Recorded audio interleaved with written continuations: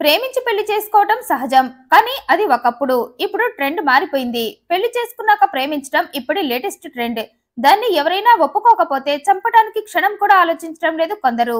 సచిన్ ఎన్నువా ఇతను కర్ణాటక హోలల్కెరే తాలూకా కగలకెరే గ్రామంలో ఉంటాడు. ఇతనికి 5 ఏళ్ల క్రితం హోలల్కెరే తాలూకా ససలుహల్లా గ్రామానికి చెందిన కావ్యతో పెళ్లైంది. ప్రస్తుతం వీరికి ఓ బిడ్డ కూడా ఉంది. కావ్య చాలా మంచిది. అందుకే ఆమె పేద పిల్ల అయిన సచిన్ ఆమెను పెళ్లి చేసుకున్నాడు. భర్త నమ్మకాన్ని నిలబెడుతూ కావ్య పెళ్లయ్యాక అతన్ని అతని పేరెంట్స్ ని బాగా చూసుకుంది. బంగారం లాంటి భర్త ఓ బిడ్డకు జన్మనిచ్చాక ఇక ఇంతకన్నా తనకేం కావాలనుకుంది. సచిన్ కూడా భార్యను బాగా చూసుకునేవాడు. భర్త తన పుట్టింటి పరిస్థితి గురించి తెలిసిన రూపాయి కట్నం తీసుకోకుండా పెళ్లి చేసుకుని తనకొక అందమైన జీవితాన్ని ఇచ్చాడని కావ్య ఆనందపడింది. అయితే ఆమె ఆనందం ఎక్కువ కాలం నిలవలేదు. తను రాముడిలా చూస్తున్న భర్త రాముడు కాదని, రసికరాజని ఆమెకు కొద్ది కాలానికి తెలిసిపోయింది. సచిన్ బుద్ధి తెలుసుకోలేక అతను చాలా మంచివాడనుకుంది కావ్య. ఈ సచిన్ కావాలనే కావ్యను పెళ్లి చేసుకున్నాడు. కావ్యకి పెద్దగా ఆస్తిపాస్తులేమీ లేవు. ఇంకా చెప్పాలంటే ఆమె తండ్రికి కావ్యకు కట్నం ఇచ్చి పెళ్లి చేసేంత స్తోమత లేదు. అది తెలుసుకునే ఈ సచిన్ కావ్యను పెళ్లి చేసుకున్నాడు.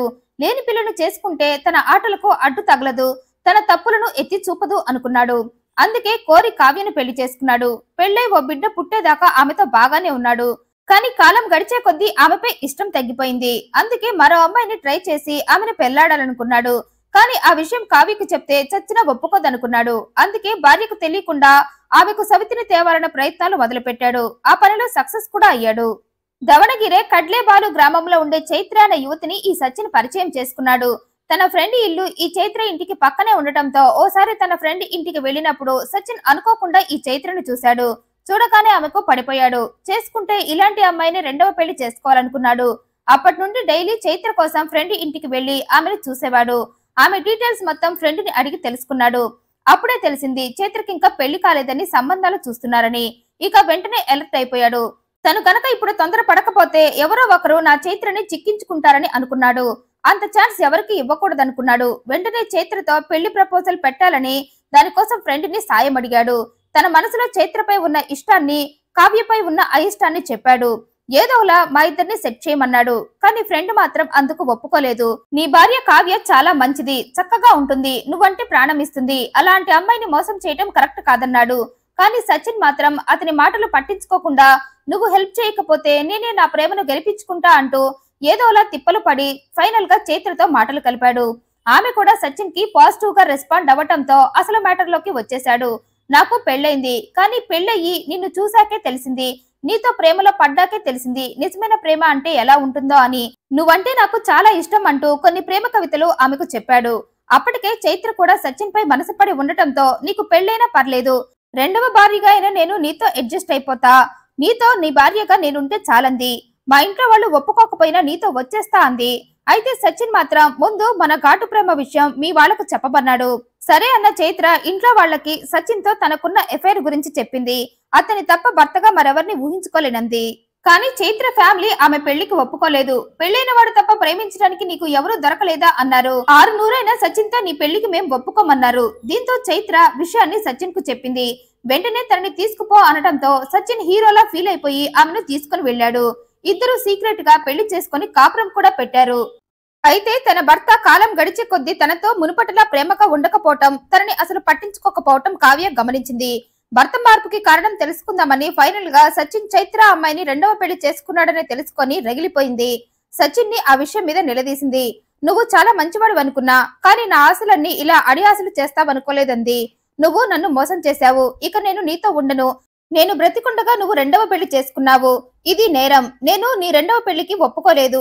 ఇది చట్ట ప్రకారం నేరం కాబట్టి దీనికి నువ్వు శిక్ష అనుభవించాల్సిందే అంటూ బిడ్డను తీసుకుని పుట్టింటికి వెళ్లిపోయింది. తన పేరెంట్స్ కి సచిన్ నిర్వాహకం గురించి చెప్పింది.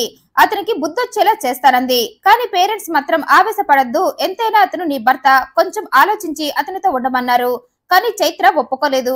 బలవంతంగా చైత్రను భర్త ఇంటికి పంపటం కరెక్ట్ కాదనుకున్న పేరెంట్స్ సరే అంటూ కూతుర్ని తమ దగ్గరే ఉంచుకున్నారు. అయితే ఇక్కడ సచిన్ ఆలోచించాడు. తన భార్య కావ్య చట్ట ప్రకారం తనపై యాక్షన్ తీసుకునేలా ప్లాన్ చేస్తుందేమో అని, అలా చేస్తే తనకు చిప్పకూడు తప్పదేమో అనుకున్నాడు. వెంటనే భార్య పుట్టింటికి వెళ్లి తనని క్షమించమని, ఇక చైత్ర జోలికి పోనని, నిన్ను బాగా చూసుకుంటానని ఆమెను నమ్మించి తనతో తన ఇంటికి తెచ్చుకున్నాడు. కానీ అన్నమాట ప్రకారం సచిన్ ఉండలేదు. మళ్లీ రెండవ భార్యతో రిలేషన్ కంటిన్యూ చేయటంతో ఆ విషయం కొన్నాళ్ళకి కావ్యకు తెలిసి నీకు నేను కావాలో నీ రెండవ భార్య కావాలో తేల్చుకో అంది. దీంతో సచిన్ ఇద్దరు భార్యలో ఎవరి దగ్గర ఉండాలి, ఎవరిని వదులుకోవాలి అని ఆలోచిస్తూ ఫైనల్ గా నా రెండవ భార్య నాకు ముద్దు, మొదటి భార్య వద్దే వద్దు అనుకున్నాడు. ఆ ప్రకారమే కావ్యతో అంటి ముట్టనట్లు ఉండటంతో ఆమెకు సీన్ మొత్తం అర్థమైపోయి అయితే చేతులతోనే ఉండు అంటూ మళ్ళీ తన పుట్టింటికి వెళ్ళింది. అయితే ఆవేశంగా వెళ్లిన ఆమె తన విషయంలో ఎలాంటి నిర్ణయం తీసుకుంటుందో అని భయపడి మళ్ళీ ఆమె పేరెంట్స్ దగ్గరికి వెళ్లి భార్యని జనవరి 6న బతిమాలుకొని ఇంటికి తెచ్చుకున్నాడు. కానీ ఆమెను తీసుకువచ్చిన కొద్దిసేపటికి మళ్ళీ వీరిద్దరి మధ్య చైత్ర విషయంలో గొడవ జరిగింది. దీంతో అసలు కావ్యను చంపేస్తే ఇక ఆమె విషయంలో నేను భయపడాల్సిన పనే ఉండదు, పైగా ఆమె అడ్డు కూడా ఉండదు కాబట్టి నేను హ్యాపీగా నా రెండవ భార్యతో సెటిల్ అయిపోవచ్చు అనుకున్నాడు. ఆలోచన రాగానే క్షణం కూడా ఆలస్యం చేయకుండా కావ్య గొంతు నులిమి చంపేసి శవాన్ని ఓ గోనె సంచిలో పడేసి అర్ధరాత్రి దాటాక ఆ శవాన్ని భుజాన వేసుకుని దవణగిరే తాలూకా కొడనూరు చెరువులో పడేశాడు. అయితే భర్త ఇంటికి వెళ్లిన కూతురు మళ్లీ పేరెంట్స్ కి ఫోన్ చేయకపోవడంతో వారికి అనుమానం వచ్చింది. పైగా ఎన్నిసార్లు ఆమె ఫోన్ కి కాల్ చేసినా కలవలేదు, అల్లుడికి కాల్ చేస్తే ఎత్తటం లేదు. దీంతో వారు సచిన్ ఇంటికి వెళ్లారు. మా అమ్మాయి ఏదని అల్లుడిని నిలదీశారు. ఆ మాటలకి సచిన్ మీ అమ్మాయి ఇక్కడుండటం ఏంటి అన్నాడు అమాయకంగా. అది విన్నవారు అదేంటి నువ్వే కదా జనవరి 6న నీతో నీ ఇంటికి మా అమ్మాయిని తీసుకువెళ్ళావన్నారు. ఆ మాటలకి సచిన్ నాతో ఆమెను తీసుకొని మీ ఇంటి నుండి బయలుదేరిన మాట నిజమే, కానీ దారిలో మళ్ళీ మీ అమ్మాయికి నాకు గొడవ అయిందని, దీంతో ఆమె మళ్ళీ నేను నా పుట్టింటికి పోతాన్ని వెళ్లిపోయిందన్నాడు. పైగా ఆమె మీ ఇంటికి రాలేదా అని అడిగాడు ఏమీ తెలియని వాడిలా. ఆ మాటలు విన్న వారికి ఏదో తేడాగా అనిపించి పోలీస్ స్టేషన్ లో మా అమ్మాయి కావ్య కనిపించడం లేదని, మా అల్లుడే ఆమెను ఏదో చేశాడని కేసు పెట్టారు. కేసు నమోదు చేసుకుని ఎన్నో రకాలుగా విచారించినా సచిన్ మాత్రం నిజం ఒప్పుకోలేదు. అతనే కావ్యని ఏదో చేశాడనటానికి పోలీసుల దగ్గర ఎలాంటి సాక్ష్యాలు లేకపోవడంతో అతన్ని వదిలేశారు. కానీ కావ్య గురించి ఎంక్వైరీ చేస్తూనే ఉన్నారు. ఆ క్రమంలోనే కావ్య మిస్ అయిపోయిన 19 రోజుల తర్వాత చెరువులో శవం తేలుతుందని అక్కడి వారు చూసి పోలీసులకు చెప్పడంతో ఆ శవాన్ని హ్యాండ్ ఓవర్ చేసుకుని కావ్య పేరెంట్స్ కి చూపిస్తే అది తమ కూతురు శవమే అని వారు చెప్పారు. పోస్ట్ మార్టం రిపోర్ట్ లో కావ్యని గొంతునులిమి చంపినట్లు తేలటంతో ఈ సచినే ఆమెను చంపేశాడని కావ్య పేరెంట్స్ ఆరోపించడంతో అతని గురించిన అన్ని విషయాలు తెలుసుకున్నారు పోలీసులు. సచిన్ రెండవ పెళ్లి విషయంలో కావ్యతో తరచుగా గొడవలు జరిగేవని వారి విచారణలో తేలింది.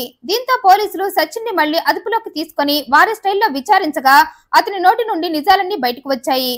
విచారణలో సచిన్ తనే కావ్యని చంపేశానని ఒప్పుకున్నాడు. కావ్య తన రెండవ పెళ్లి విషయంలో అడ్డు తగులుతుందన్న కారణంతోనే ఆమెను చంపేశానన్నాడు. సచిన్ చేసిన ఈ పనిపై మీ అభిప్రాయాన్ని కమెంట్ రూపంలో తెలియజేయండి. మరింత ఇంట్రెస్టింగ్ అండ్ జెన్యూన్ ఇన్ఫర్మేషన్ కోసం ఈ వీడియోను లైక్ చేయండి, షేర్ చేయండి, మా ఛానల్ సబ్స్క్రైబ్ చేయండి. Thanks for watching.